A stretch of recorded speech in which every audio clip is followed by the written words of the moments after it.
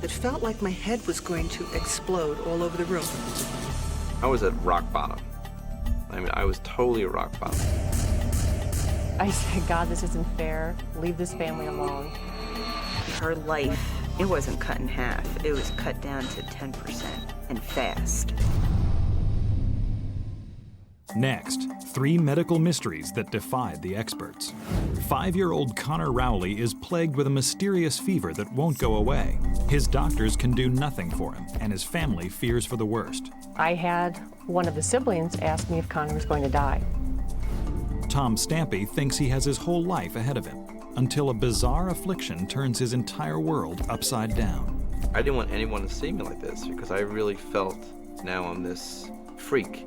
And Linda Vola, an active woman her entire life. In a matter of days, she is overcome with crippling pain and vertigo, and no one can figure out why. I actually had to help her walk out of the house. This was not the Linda that I knew. When illness strikes, we look to doctors to give us answers. But what if they can't? For these unlucky patients, diagnosis is a mystery.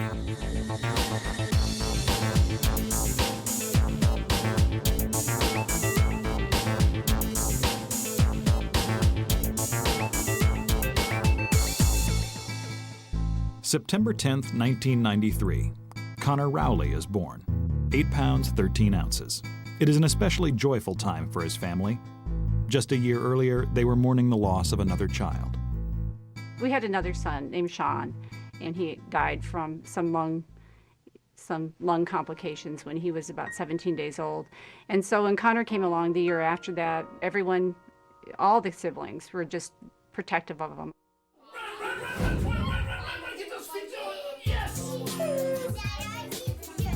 Oh, he's a clown. He's a great kid. I guess you could call him the baby of the family, but he's just one of the gang. He's very playful, very inquisitive. He's got a very, very special place in my heart. Connor is a perfectly healthy little boy and gives his parents no worries. Until his 5th birthday, when they notice something strange. So his friends all came over and we did the cake and everything. Connor was not himself. When the other kids were playing, Connor would not participate as much as you would normally expect him to do. Later that night, Connor seems to get worse. He was sick to his stomach, and then he had a fever. And so we waited a couple days to see how that would turn out. It lingered for a period of time after that. At first, Chris and Dave assume it's just a stomach bug. But as the week goes on, Connor's symptoms evolve into a weird pattern. Every day he would wake up and feel pretty good.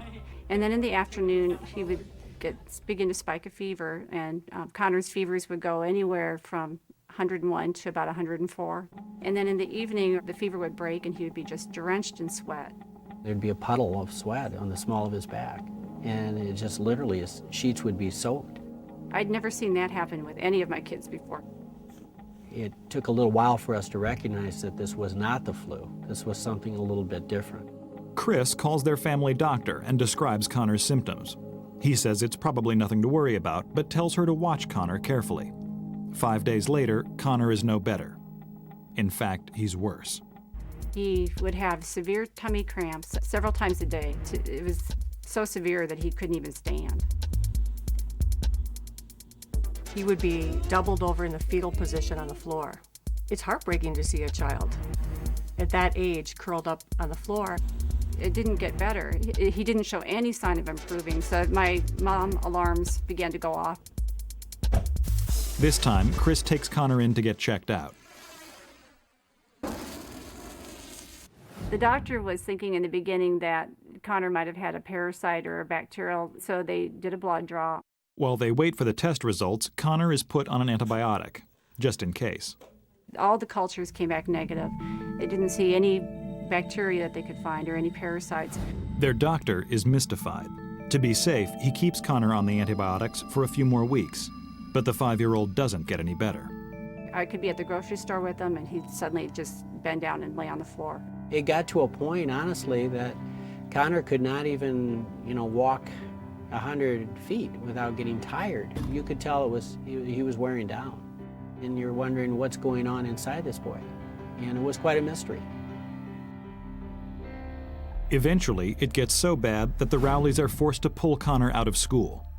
Over the next 3 weeks, his painful symptoms persist.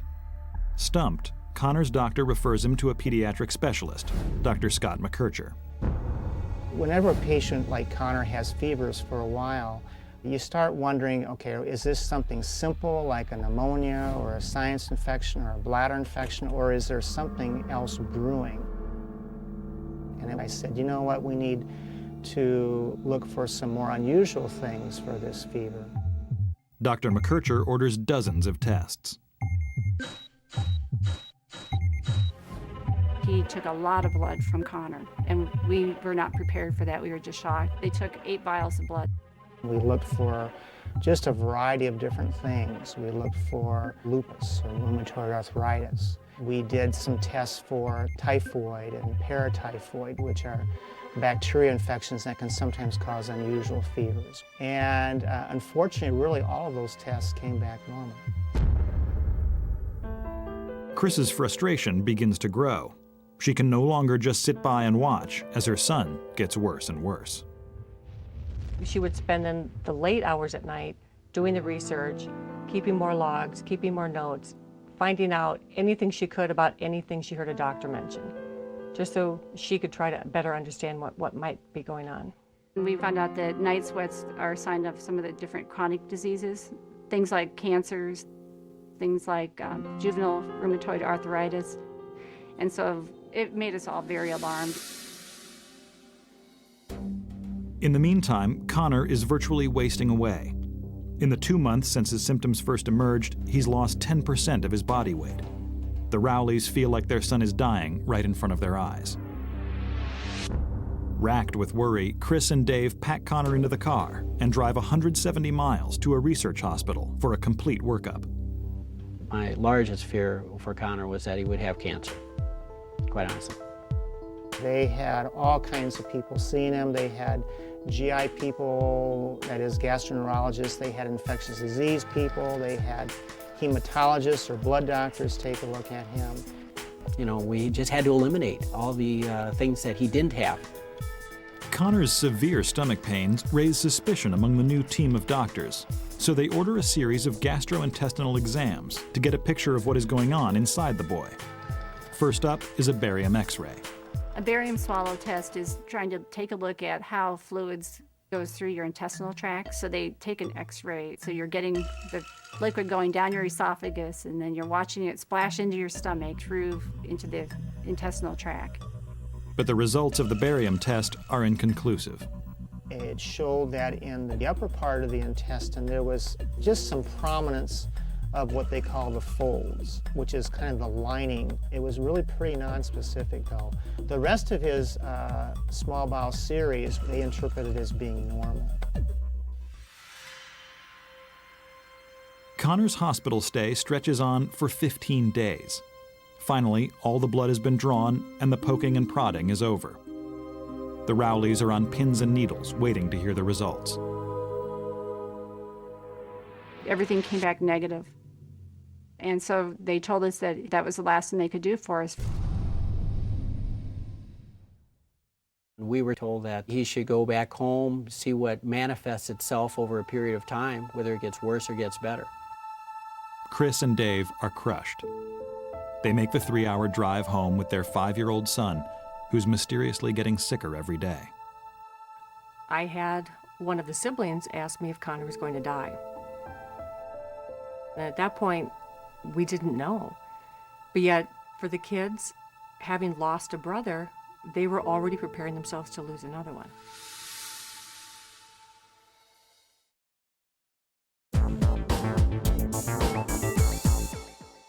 Five-year-old Connor Rowley has seen dozens of doctors over the last 5 months, but none of them can explain his chronic fevers and frequent agonizing stomach cramps.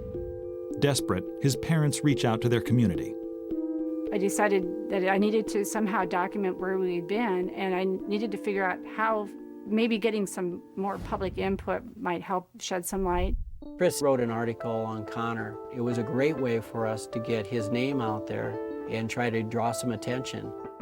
The article runs in the Des Moines Register, Iowa's largest newspaper. It catches the attention of pediatric gastroenterologist Dr. Warren Bishop. I was reading the Sunday newspaper, and I came across an article about a young child who had been having mysterious symptoms. By chance, Connor is referred to the University of Iowa hospitals, where Dr. Bishop works. Connor was very, very anemic. He didn't have enough red blood cells, and that made him pale and weak. And the question was, where could that blood be going? He wasn't having bleeding from his nose or coughing up blood, and that really meant that most likely the blood loss was a subtle blood loss through his intestine. When we arrived in Iowa City and met Dr. Bishop for the first time, he told us that he had read about Connor, and he immediately said, it's Crohn's. And I took a step back because I'm thinking, who is this guy? We've been through all these tests, we've looked at all these biopsies. How can he be so confident that it's Crohn's? Crohn's is a chronic bowel disease affecting at least 1 in 14,000 people. With Crohn's, the body's immune system is overactive and can mistake harmless bacteria normally found in the intestines for foreign substances. White blood cells invade the lining of the intestines, where they cause inflammation. Left untreated, Crohn's can lead to ulcers, infection, and even death.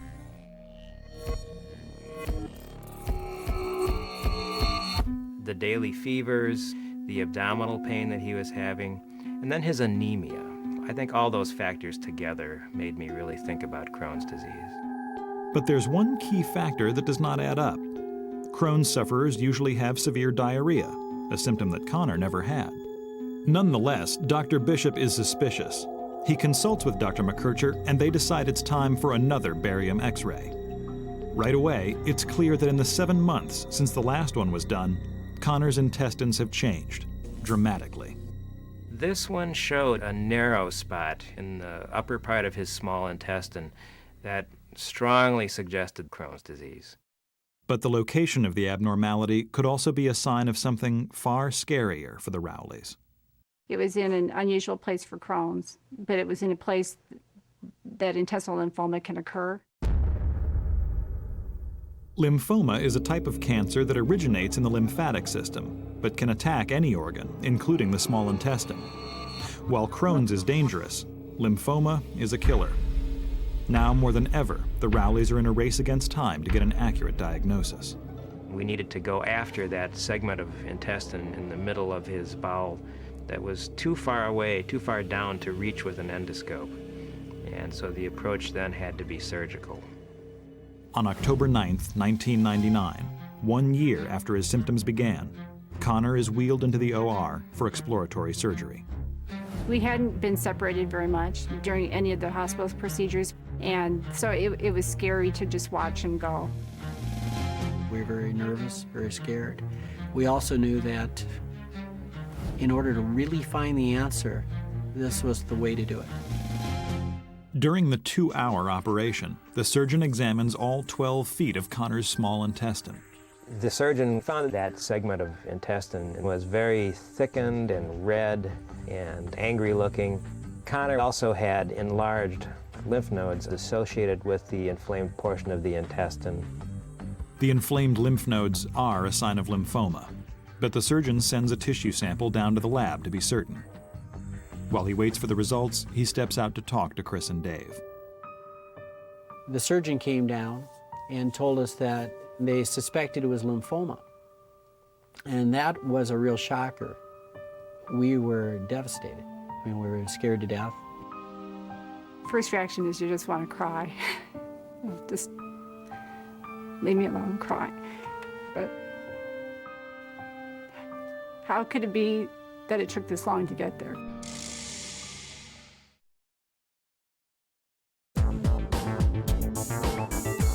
Chris and Dave Rowley are in agony as they sit outside an operating room waiting to find out if their 6-year-old son, Connor, has Crohn's disease or cancer. His surgeons have taken a biopsy, and now they've gone back into the OR for another look. They actually had to take the intestine out and look at the whole intestine and inspect it by hand all the way through. Within the hour, the results from the biopsy are back, and they're shocked by the finding. The biopsy showed no evidence of any cancerous tissue present.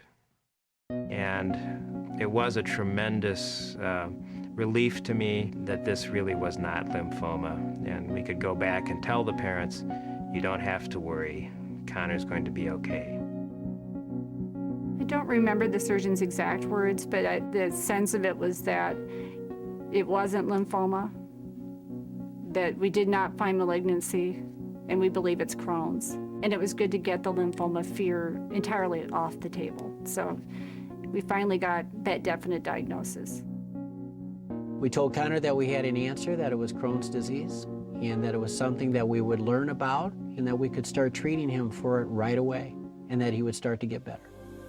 The only thing I remember is when I came back after the surgery, they had welcome home banners everywhere. That was pretty cool. After months of questions and helpless waiting, the diagnosis of Crohn's comes as a tremendous relief. And it's not a moment too soon. If Connor had not been diagnosed when he would have gotten sicker. And eventually, he probably would have required surgery for a bowel obstruction, because that narrow part of the intestine was getting narrower and narrower, and the intestine can literally scar shut. The Rowleys learn that Connor's intestines haven't sustained such severe damage. His Crohn's can be kept at bay with powerful anti-inflammatory drugs similar to aspirin. He's on daily medication even though he's not sick, and the purpose of that is to prevent flare-ups, and it's working. He's not had any flare-ups at all. Connor is doing fantastic. He's a regular 11-year-old boy. He's on the baseball team, he's on the football team, he likes sports, he's active. We've essentially had no symptoms now for about 5 years, and that's been wonderful. They consider his Crohn's in remission. But for an ailment that afflicts so many people, Chris and Dave had to wonder why no one could identify it earlier in Connor. The Crohn's disease only revealed itself upon repetition of some tests that had already been done several times. So it made it easier to diagnose as time went on. Go deep. I'm gonna hit you there. We learned over and over again that you can't really make a diagnosis in a vacuum. You have to really work at it. Nobody knows all the answers, but if you work together as a team and work towards finding that cure, that can be very powerful. Connor Rowley was very young when he first fell ill. But 21-year-old Tom Stampy is the picture of health, and he has a future that looks bright when out of the blue, his symptoms strike. I was engaged to my high school sweetheart. I was working for a nice company out in Long Island, and everything was great. Couldn't get any better. Until August of 1983. And I was starting to get these headaches, these very strange, kind of like a migraine headache, but extremely, extremely strong. First, I actually thought it was his eyes or his vision. And it was strange because he never had them before. So the first day or so, he took over-the-counter medication. Didn't seem to really help. So after a couple of weeks of having headaches, I went down to my regular doctor, and he wasn't too alarmed. He said, well, you know, it could be migraines. So he gave me some type of pain pill for the migraines. So I just said, okay, that's great. But the migraine pills don't help. Tom's headaches get worse, and after a few weeks, a bizarre new symptom strikes. I started getting twitching in my head, where my head started twitching to the right. And I thought, gee, maybe he slept in a draft or something like that and got a stiff neck. But it got progressively worse. Over the next few weeks, the twitching was more like pulling. And it was pulling only to one side. It wasn't like it was twitching right and twitching left. It was just twitching to the right-hand side. So now what the heck is going on with me? I mean, first headaches, now this. After about a week or two of the pulling, my head just stuck on this right shoulder like this. And that was it. And he says, it's just like something's holding my neck and I can't do anything about it. So I go to my GP, who says to me, you probably pulled a muscle. So he sends me to physical therapy. So I go to physical therapy for about, I'd say 2 to 3 months, which helped some of the pain. However, still stuck on the shoulder and not knowing why. Now I started getting nervous, like this might be a little bit more difficult than a pulled muscle. Physical therapy brings temporary relief from the pain, but Tom's neck muscles are still seizing and contorted, and getting worse. You have to imagine, it was pulling down on one side and it was pushing up on this side. I felt like I was in a boxing ring. Just going to work each day has become a life-threatening ordeal for Tom. And I used to be afraid of him driving because with his head like that, it was dangerous. It's about a 25 to 30 mile ride from where my house is to my job. So I'm driving on the parkway like this with a big mirror for a rearview mirror so that way I can see so I don't kill myself or anybody else. Tom realizes he can't go on like this much longer. He soon returns to his doctor, hoping he might have some new insight. I went back to the GP and I said, I'm still stuck like this. So I said, you know, maybe I should send you to a sports and medicine doctor that specializes more with this type of symptoms.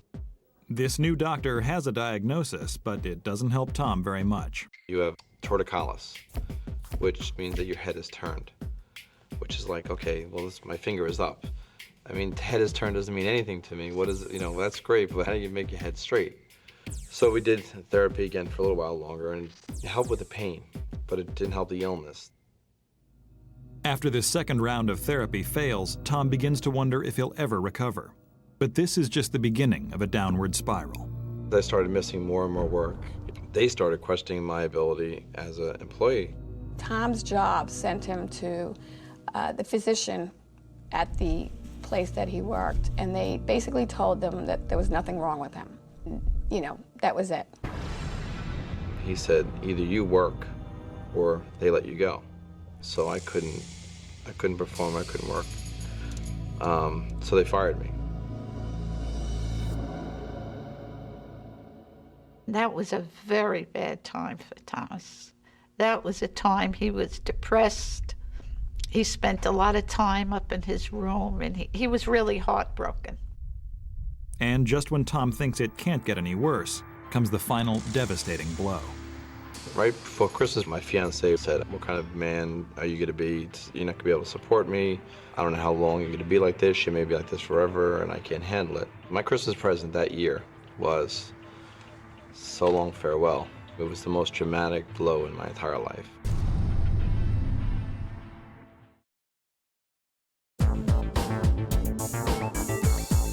For almost an entire year, Tom Stampy has been living with his neck muscles contorted and twisted such that his head appears stuck to his shoulder. He is disfigured and in pain, and none of his doctors can tell him why. I mean, I was at rock bottom. I was totally at rock bottom. I didn't want to see anybody. I cut myself off from everyone. I wouldn't return phone calls because I really felt now I'm this freak. Then Tom's family notices something strange happening at night. Well, sometimes I'd walk into his room and his head would look kind of straight, And I'd say to my husband, go in there and look. Does Tom's head look straight? His head is straight.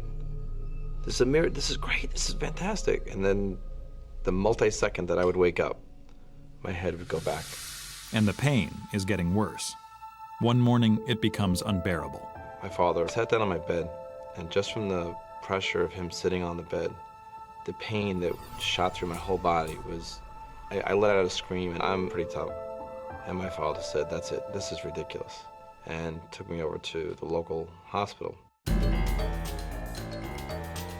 I met my first neurologist, who did every test in the world. For the first time in Tom's long medical saga, a doctor seems to take him seriously.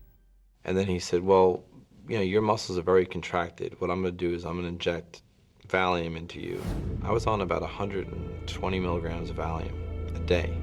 Valium is a drug normally given orally to reduce anxiety. The usual maximum dosage is 30 milligrams a day. Tom is getting 4 times that, injected directly into his muscles. As a nurse, I felt the dosage that they gave Tom was not even livable. Like, how could you function normally? I was in the local hospital, I'd say about a month. My head was starting to come off my shoulder to about here. And to me, that was, I mean, this is the first time this is any movement in my head at all. This was fantastic. I was also practically in a coma because I was on so much Valium. With this slight improvement, the doctor discharges Tom. And he said, okay, this is the best I can do. This is going to be you and the rest of your life. And I was blown away. I'm like, no, this can't be, this can't be. Tom is crushed. You know, a mother thinks, I had a good life. Why can't it be me? Why does it have to be my young son, Then Tom's mother stumbles across the name of someone who might be able to help her son. This nun that I worked with, I had told about Tom's symptoms. And she said a friend of hers had a similar thing, and she went to see a Dr. Mitchell Bryn. After suffering for 2 years with this mysterious, painful affliction, Tom makes an appointment to see Dr. Bryn. We're sitting in the waiting room. And here comes in this young, red-headed doctor with a beard and a mustache, and very friendly. When Thomas came into the office, his head was turned to the side. He was in obvious pain. He was very frustrated by his condition, and he was really searching very hard to find out what was wrong with him. He said, Tom, I've heard a lot about you. It's a pleasure. Tell me about your symptoms. I did scans of his head and his neck. I did a spinal tap to look at his spinal fluid. I performed a neurological examination, looked at his medical records, and ultimately I diagnosed him with having cervical dystonia. Cervical dystonia is a neurological disorder where the neck muscles contract involuntarily, resulting in abnormal posture of the head and neck. It's thought to be caused by a malfunction of the basal ganglia, the deep brain structures that control movement. It may be triggered by injury or disease, but for about half the cases, there is no known cause. I'm like, I really have a disease. Tom was ecstatic that this doctor put a face on it, told him a name, knew information about it. Dr. Bryn also explains why Tom's neck would often straighten out when he slept. Movement disorders are very interesting and unique in the sense that when the brain goes to sleep, the movement disorder will typically go away and resolve. And that's one of the reasons why years ago physicians would say, oh, it's psychogenic, it's psychological, because when you go to sleep, it goes away. I'm like, fantastic, this is great, fantastic, give me the shot. Give me the anti-serum, whatever, and let's get out of here. This is fantastic. And he's like, well, that's the bad part. I sat with him and explained to him and his family that at this time there was no cure.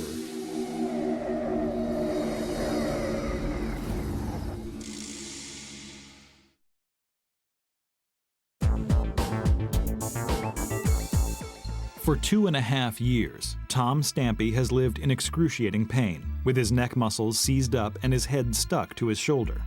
And no one has been able to tell him why. Now, finally, Dr. Mitchell Bryn has given Tom a diagnosis. I felt fantastic because at least now I can put a name. I can go to, someone says to me, what's wrong with you? I have dystonia. Tom is suffering from cervical dystonia, a neuromuscular condition that affects 1 in 11,000. There is no cure, but Dr. Bryn is testing a controversial new treatment. And he said, Tom, there's a new thing out. It's not approved, but I think that you'd be a really good candidate for it. The drug is Botox, which will later find popular use cosmetically. Botox is derived from the toxic bacteria botulinum. Found in contaminated food, it causes the deadly paralytic illness known as botulism. But in its purified form, medical-grade botulinum causes muscles to relax. The nice thing about Botox is that you inject it directly into the muscle where you want it to have its effect. Dr. Bryn then administered, I think it was about 25 or 30 shots on each side of my neck.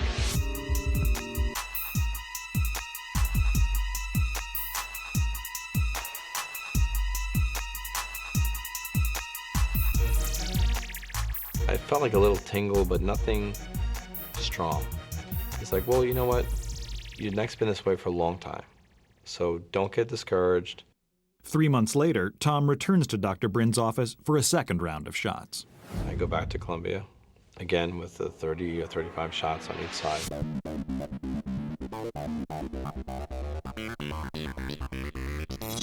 And all of a sudden, my head started to move slightly, like about maybe a half inch or 3/4 of an inch, but it moved.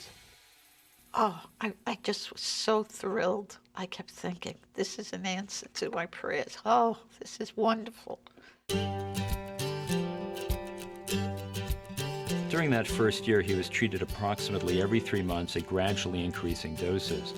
By the end of about the third treatment, his head was finally straight, and he had mobility so that he could look both to the left and to the right. The pain was pretty much relieved, and he was feeling much better. It was absolute freedom. I called up Dr. Bryn, and I thanked him. I mean, he turned my life completely around. Thomas's improvement was so dramatic that it was really very much a good feeling. Now it's been 13 years since I've had a shot of botulism in my neck.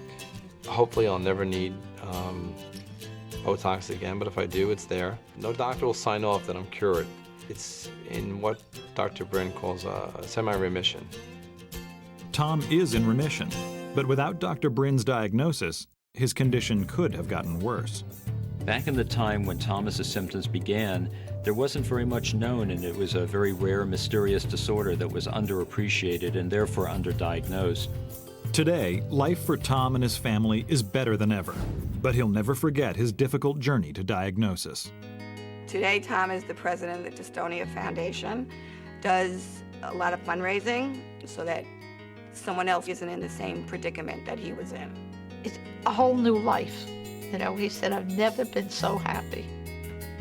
It was a horrible experience what I went through in my life, but had I not gone through that, I would not have met my beautiful wife, had my 3 beautiful daughters, who I love to death. I think it made me a stronger person. I think it made me a better person. I don't think I would change anything. Tom Stampy's affliction was obvious and easy to see. But when Linda Vola started feeling aches and pains, she assumed she was just overdoing it, much like her husband. Charlie was working so hard. He would travel, he'd come home, and he just wouldn't feel well. I was having some joint pain and some muscle pain, lower back pain, but I figured that was just normal condition for my age. You get old, you get aches, you get pains. Charlie is determined to stay active, but later that year he goes on a business trip and falls ill.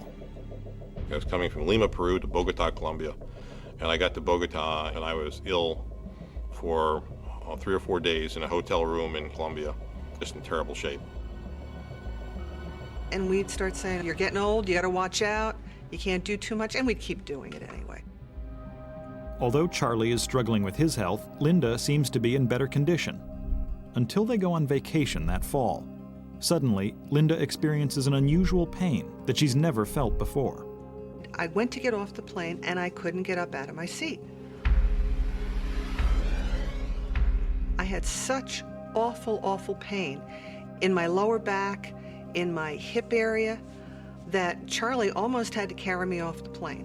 When I heard that she physically could not move the lower half of her body, I was nervous, but at the time it was just pretty much an isolated experience. But the pain doesn't go away. It gets worse. And later that week, Linda makes an appointment to see her doctor. And he said, oh, you probably just strained some muscles. You'll be fine. Just relax. Go away.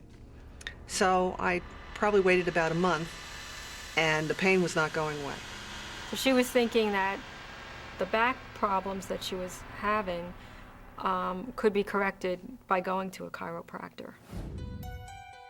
And he would do massages in the area, do a little electrical stimulation. Linda visits the chiropractor almost every week for 3 years. It brings her some relief from the agonizing pain. Then, one day, on her way to visit a friend, something alarming happens.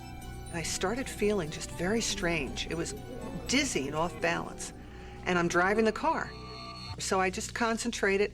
I got myself home. She went to bed early that night, and that was the end of it, and we figured that in a couple days she'd be fine. She did not get better. It did not change. So I went to see my doctor. Linda's doctor suspects that she has an inner ear infection.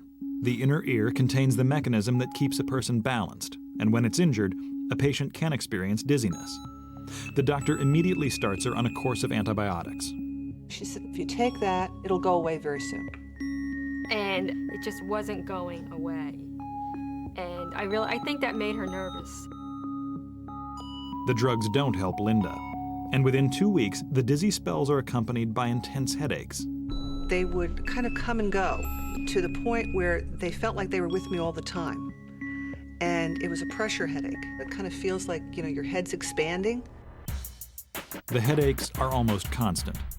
And 6 weeks after they begin, Linda has an especially scary episode. She was curled up in the bed, almost in a fetal position, and looking frightened. It felt like my head was going to explode all over the room.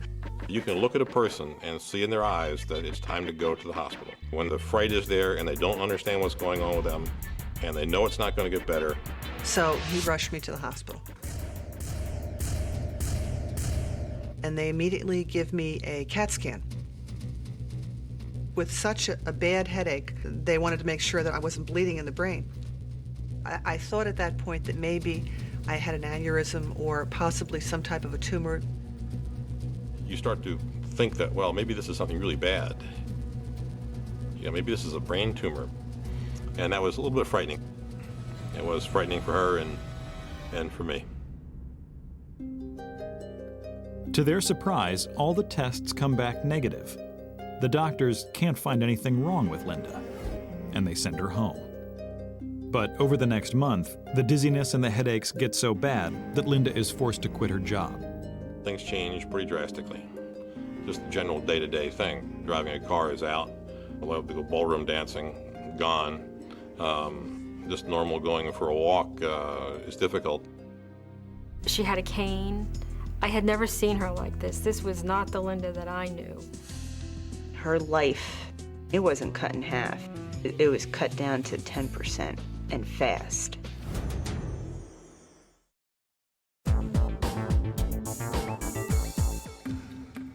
For 2 months, Linda Vola has had strange dizzy spells and excruciating headaches that no doctor can explain. She's become a virtual invalid, and her husband is determined to find out why. However long it takes, however many doctors we have to go to, whatever resources have to be thrown at this, we will find the answer. Linda and Charlie decide to go back to her doctor. He immediately refers her to Dr. Reed Lockman, an ear, nose, and throat specialist. I saw Linda back in the fall of '04, and she came to see me with basically feeling dizzy. Dr. Lockman is troubled by how long Linda's dizziness has lasted. Somebody who's relatively young and healthy shouldn't have it for a couple months, and it shouldn't be so disabling to you. So I had concerns. I really was concerned. Dr. Lockman also orders another round of tests. None of them show any abnormalities, until he gets the results of the MRI. It did show some inflammation in the hearing nerve and then the balance nerve that was in the brain, and that was, again, perplexing as to what it could possibly be. The MRI suggests there's an inflammation in Linda's brain, but it doesn't explain why. So he sent me to a neurologist, and he went like this with my eyes, and he made me walk, but he said it's not a neurological problem. So I went back to see Dr. Lockman again. He kind of shook his head and said, it's something that's kind of beyond what I do. Whenever you have a somewhat unusual finding of inflammatory changes inside the brain, you have to be suspicious of something a little bit more odd going on. And he said, you need to go to see an infectious disease doctor. And when she said that to me, I said, infectious disease? What could you possibly have?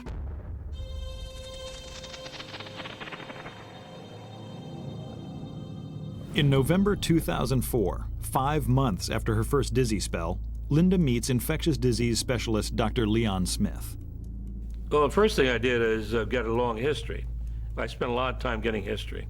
Where you been, how you been, where do you live, what kind of water do you drink? He asked how many people came to our houses, were they from other countries, who visited us often, what trips we had taken. He said, we will get to the bottom of this. He said those exact words, we will get to the bottom of this.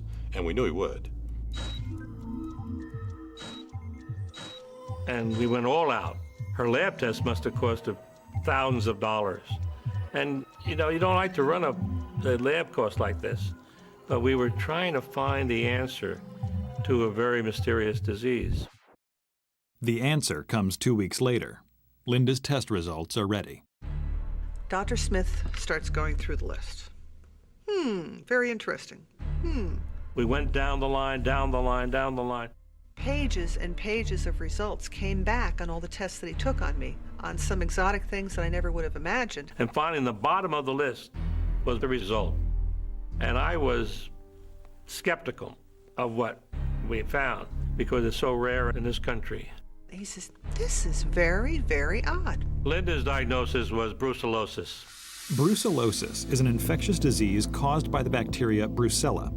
The bacteria can enter the body through unpasteurized dairy or tainted meat products. Once inside, Brucella invades the cells of the joints, muscles, and nerves. If the disease reaches the heart or brain, it can be fatal. Brucellosis is extremely rare in the U.S., affecting only about 1 to 200 patients a year. It's more common in places like Asia, the Middle East, and South America. It can be spread through blood transfusions or sexual contact.